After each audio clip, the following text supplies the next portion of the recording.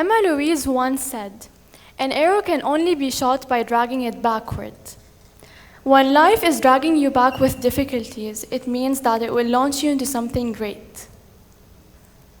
Waking up every day with this unpleasant feeling in my stomach was normal for me. I thought everyone woke up feeling sick. Not being able to tell between reality and the delusional world that I was stuck in was also normal for me. The emotions that I had to deal with every day as a kid baffle me. I was taught discipline through punishment. I was taught to remain silent rather than to speak up, and that my mental health did not matter as much as my physical health did. I grew up unable to speak my mind, express my emotions, and display confidence. This culture of silence that's been going on for ages in our society continues to be disregarded.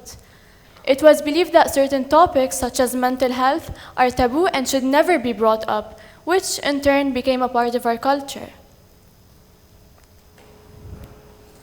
Our brains became automatically programmed to think the worst of someone who voices their mental struggle. As a child, I struggled to battle my demons, so I distract myself by studying, by overachieving. I was perceived as perfect by almost everyone around me. Dictation competition, here I come. Vocabulary competition, I'm on it. Math and science fair, I'm your girl. No one could tell that I was struggling every day, battling against myself.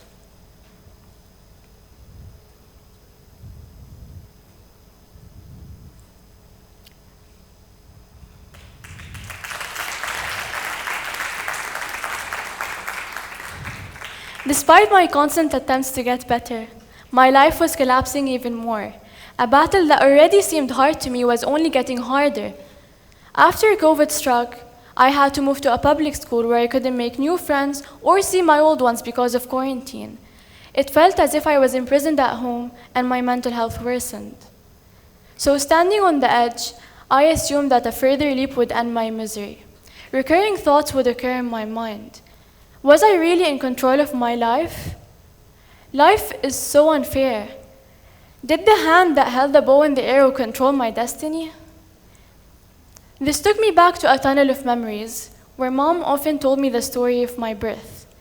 Apparently, death has been following me around since before I even came into existence.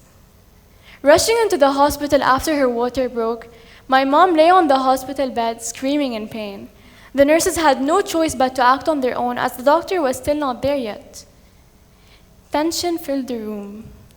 It was quiet and uneasy. All that could be heard was the nurses breathing. Up until the doctor showed up, quickly turning my mom on her back, and that's when the silence was broken by the sound of a crying baby. I had come out of my mom on my own and, well, alive. This story took me back to where I was on the edge, and it had opened a door of light that had survived inside of me.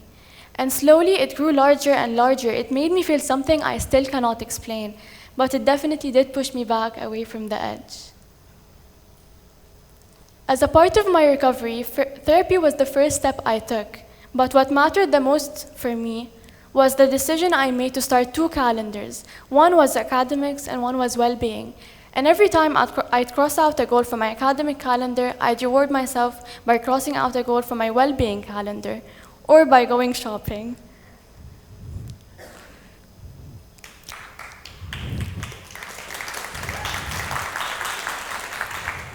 I worked on my personal growth and intellectual growth. I learned to convey my emotions properly and to empathize with others.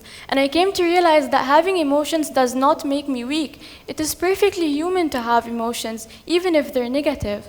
And I came to realize that asking for help is a sign of strength and not a sign of weakness.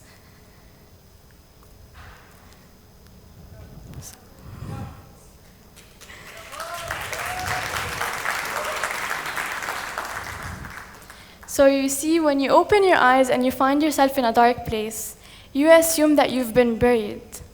And in times of despair, we all look for the easy way out. And in the worst case scenario, it may seem like ending your life is the easy way out. But when the easy way out costs your heart and your soul, is it really worth it? As a matter of fact, you were not buried. You've been given a chance to bloom.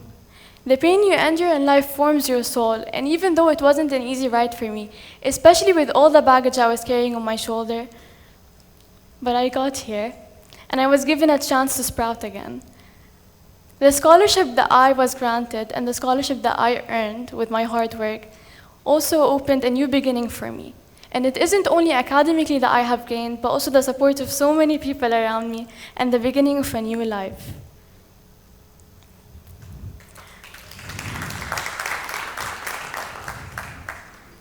As long as there is life, there's a possibility that there will be success. And death is waiting for each of us anyway, so why call on it before our time? Unfortunately, this isn't just my story, it's the story of many others in society that is being concealed. And if recovery wasn't possible, I wouldn't have the strength it takes to stand here and speak of a story that our society constantly shames its teller. And if I didn't have a purpose to serve, I wouldn't be here giving my talk. But what's my purpose? I'm still on the path to finding out what my future holds for me. So, as Louis Ajayi once said, in a world that wants us to whisper, I choose to yell, so let my voice be heard. Thank you.